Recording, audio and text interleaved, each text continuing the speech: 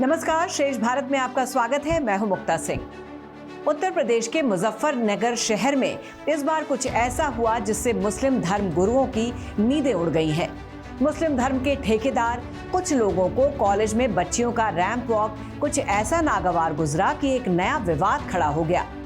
दरअसल मुजफ्फरनगर के Shri Ram group of college में 3 दिन तक चले स्पेशल फैशन 2023 कार्यक्रम में रैंप वॉक का आयोजन किया गया था।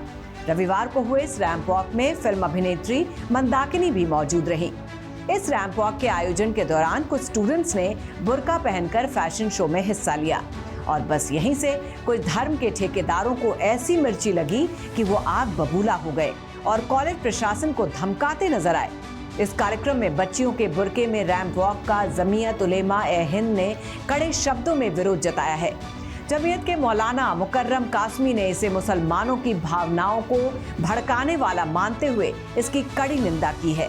उन्होंने कहा कि बुर्का किसी भी तरह के फैशन शो के लिए नहीं है। देखिए, जो फैशन शो हुआ है और उसमें बुर्के का इस्तेमाल किया गया है तो ये सरासर गलत है। ये दूसरे मुसलमानों की धार्मिक भावनाओं को भड़काना है और हम इसका पुरजोर अल्फाज में इसकी मजम्मत करते हैं। जमीयत उलमा इसकी मजम्मत करती है। और एक बात हम आपको ये बता दें कि जो बुर्का है वो किसी फैशन शो का हिस्सा नहीं है। वो सिर्फ़ और सिर्फ मुसलमानों के पर्दों के लिए इस्तेमाल किया जाता है। वो किसी भी फैशन शो का हिस्सा नहीं है।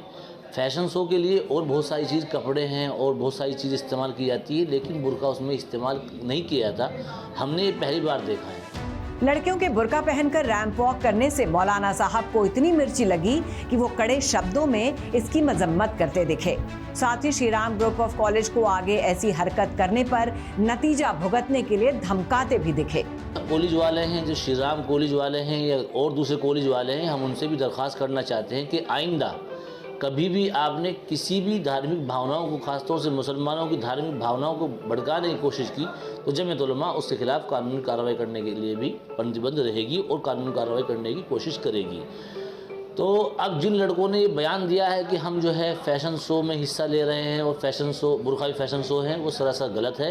वो दूसरों की भावनाओं को, मुसलमानों की भावनाओं को भड़काना है। तो लिहाजा जमीयत उलमा इसकी पुरजोर मजम्मत करती है और आइंदा ये अपील करती है ज़िम्मेदारान से, स्कूल के ज़िम्मेदारान से, कि आइंदा वो ऐसे शो ना कराएं।